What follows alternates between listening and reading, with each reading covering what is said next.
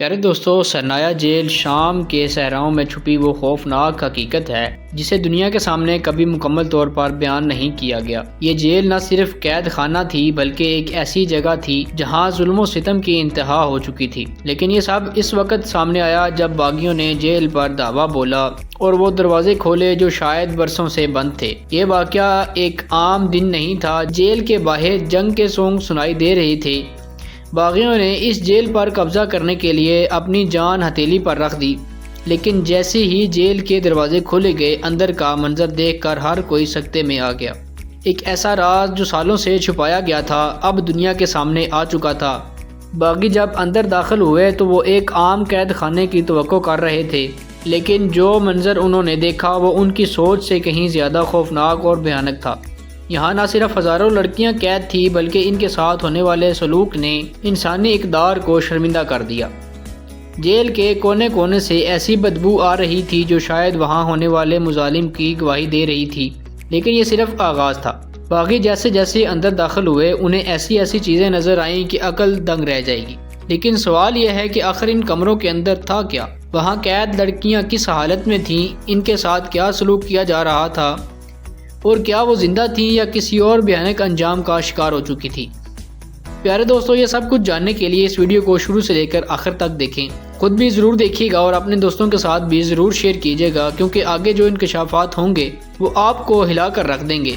ناظرین گرامی، سرنایا جیل کی بنیاد 1980 کی دہائی میں رکھی گئی، جب شام میں سیاسی قیدیوں کو دبانے کے لیے ایک خفیہ اور مضبوط نظام کی ضرورت محسوس کی گئی۔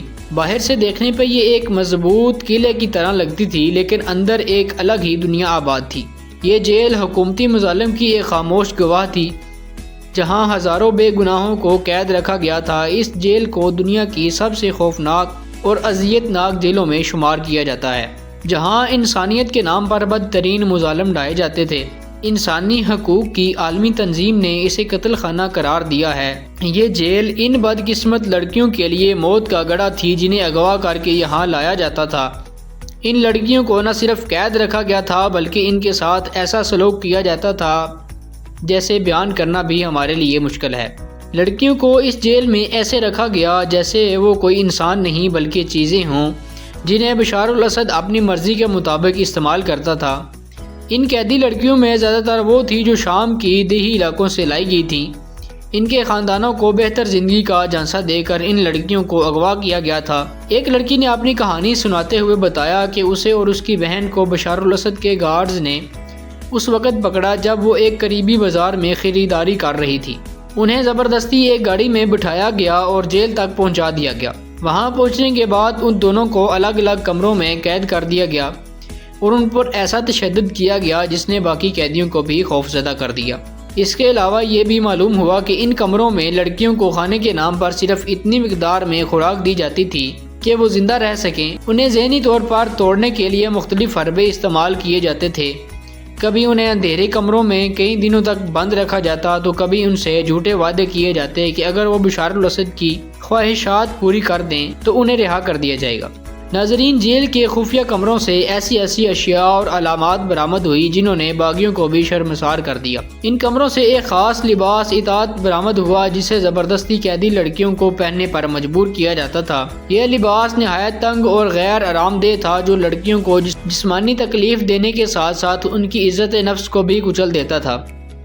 اس کے علاوہ بندھن تسلیم نامی ایک آلہ ملا جس کے ذریعے لڑکیوں کو زبردست جھکنے یا مخصوص پوزیشن پر رہنے پر مجبور کیا جاتا تھا۔ ایک اور چیز جو وہاں سے ملی وہ خاموش زبان کہلائی جانے والی ایک ڈیوائس تھی۔ یہ ایک ایسا آلہ تھا جو قیدیوں کو زبان کو کنٹرول کرنے کے لیے استعمال کیا جاتا تھا تاکہ وہ چیخ نہ سکے یا مدد کے لیے نہ پکار سکیں۔ اس کے ساتھ ایک اور کمرہ اذیت بھی دریافت ہوا جسے مکمل طور پر نرم اور مخملی دیواروں سے تھامپا گیا تھا۔ اس کمرے میں ایسی چیزیں رکھی گئی تھیں جو جنسی استحصال کے لیے استعمال ہوتی تھی، جیسا کہ زنجیریں، نقاب اور دیگر شرمناک آلات۔ سب سے حیران کن چیز نقاب خاموش تھا جو لڑکیوں کے چہرے پر ڈال دی جاتی تھی تاکہ ان کے تاثرات کو دبایا جا سکے، مکمل طور پر بے بس محسوس کریں۔ ان کمروں میں موجود اشیاء بشار الاسد کی ظالمانہ جنسی خواہشات کی گواہی دیتی ہیں اور یہ ظاہر کرتی ہیں کہ وہ انسانیت سے کتنا دور جا چکا تھا۔ یہ آلات اور اشیاء جنسی استحصال کی نمائندگی نہیں کرتے بلکہ اس بات کا ثبوت ہیں کہ بشار الاسد نے ایک ایسا قید خانہ بنا دیا تھا جہاں انسانیت کو مکمل طور پر روند دیا گیا ہو۔ یہ اشیاء آج بھی اس کے گناہوں کی گواہی دیتی ہیں اور دنیا کو اس کی درندگی کی یاد دلاتی ہیں۔ تو ناظرین، یہ تھی ہماری آج کی ویڈیو۔ آپ لوگوں کو یہ ویڈیو کیسی لگی ہے کمنٹ باکس میں اپنی رائے ضرور دیجیے گا۔ انشاءاللہ اسی طرح کی اور بھی انفارمیٹیو ویڈیوز آپ کو اسی چینل پہ ملتی رہیں گی، تو چینل کو سبسکرائب کر دیجیے اور بیل آئیکن کے اوپر کلک کر لیجیے۔ انشاءاللہ ملتے ہیں آپ کو اگلی ویڈیو میں، تب تک کے لیے اپنا خیال رکھیے گا۔ اللہ حافظ۔